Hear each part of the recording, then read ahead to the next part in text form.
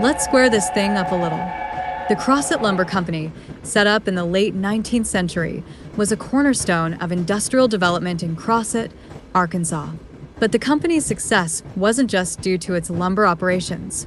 A big part of its story is tied up with the development and use of railroads. The role of railroads in the Gilded Age. Back in the Gilded Age, the United States saw rapid economic growth, industrialization, and urbanization. Railroads played a crucial role in this era, helping to move goods and folks across the country. This period saw significant wealth disparities, with a small elite amassing vast fortunes while most folks struggled to get by. Edgar Woodrow Cap Gates, a key figure in the Crossett Lumber Company's history, saw the importance of railroads in making large-scale lumbering operations possible. The company relied heavily on rail transport for all sorts of things like hauling logs from logging operations to the mills, transporting empty freight cars to the mills for loading, and returning loaded cars to connecting lines. The Crossett Railway Company. The company even formed its own railway company, the Crossett Railway Company, CRC, which later became the Ashley Drew and Northern Railway, AD and NR. The CRC extended its line northward as the company moved its logging operations farther from the mill. This smart move ensured the company could transport raw materials and finished products efficiently, keeping its growth steady. The company's rail equipment and crews were key to its operations. In 1904, it had two types of locomotives, rod and shay, along with Barnhart loaders and regular log cars. The shay engines, with their unique design featuring a boiler offset to the left to make room for vertical cylinders on the right side, showed the company's innovative approach. The Progressive Era and its impact. The Progressive Era came about as a response to the excesses of the Gilded Age. Reformers aimed to address social, economic, and political issues through comprehensive reforms. Key areas of focus included labor rights, women's suffrage, and regulation of big business. This era saw significant political and social changes, including the introduction of antitrust laws and the establishment of national parks. The Crossett Lumber Company continued to thrive during this period, benefiting from the improved infrastructure and regulatory environment. The development of roads, railroads, and public buildings facilitated the movement of goods and folks, contributing to the company's prosperity. A railroad running from Dermot, Arkansas to Monroe, Louisiana tapped the Bayou Valley on the east, providing a vital transportation link for the company. The navigable streams bordering the county, such as the Saline and Washita Rivers and Bayou Bartholomew, provided additional transportation routes, supporting the movement of goods and folks. The story of the Crossett Lumber Company is a compelling tale of how railroads were not just a way to get around, but a driving force behind industrial development. It highlights the transformative power of railroads in shaping the socio-economic landscape of a region. In conclusion, the Crossett Lumber Company's story is a testament to the transformative power of industry and railroads. Its impact on the town of Crossett, Arkansas, serves as a compelling case study of how a single institution can shape the social and economic history of a region. Logging operations and rail lines, 1920 to 1934. The period from 1920 to 1934 was a transformative era for the Crossett Lumber Company, marked by significant advancements in logging operations and the expansion of rail lines. During this time, the company established the Crossett Camp, which became the largest and most permanent logging camp in their history.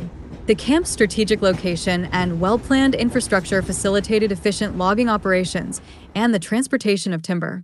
Advancements in logging operations.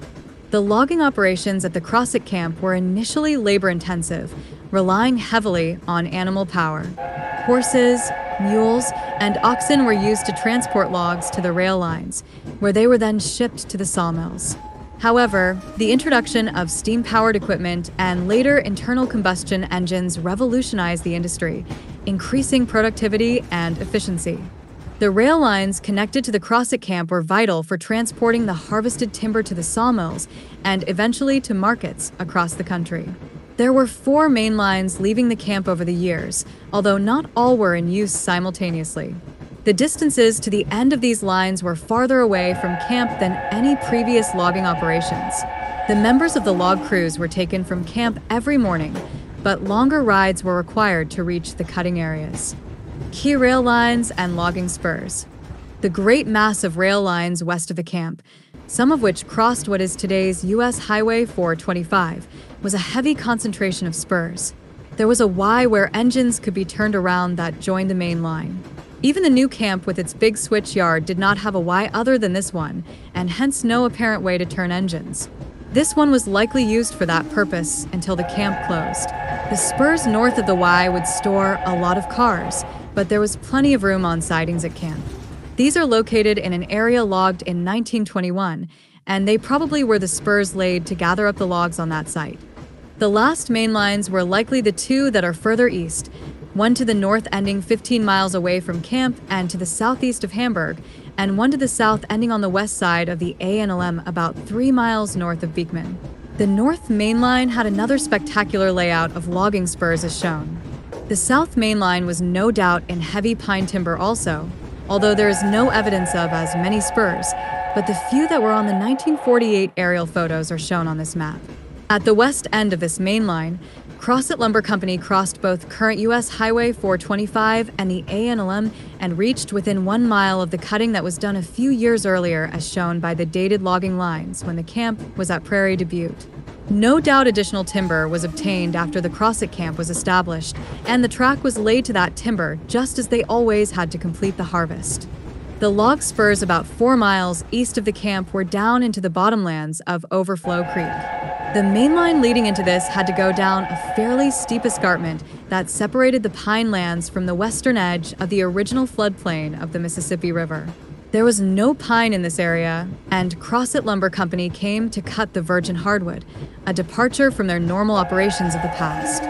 Pine saw timber would still be the dominant species in the two big mills, but hardwood would be cut part of the time in one of the mills.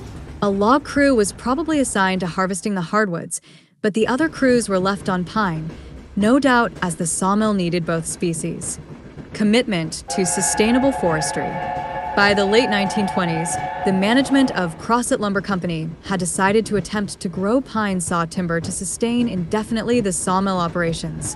A lot of things were involved, including the acquisition of additional land, a move toward fire protection to protect the forest, and a reduced harvest of pine saw timber for some time into the future to allow the younger timber time to develop enough so that a continuous cut or sustained yield, as it was then called, could be accomplished. The logging operations and rail lines established during this period were crucial to the success and growth of the Crossett Lumber Company. The company's commitment to sustainable forestry practices, including selective cutting and reforestation, ensured the long-term viability of the timber resources in the region. Acknowledgement.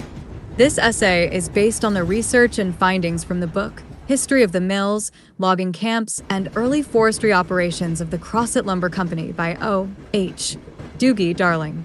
We found Doogie Darling in what we call the Ovid Switzer papers, which we have on loan.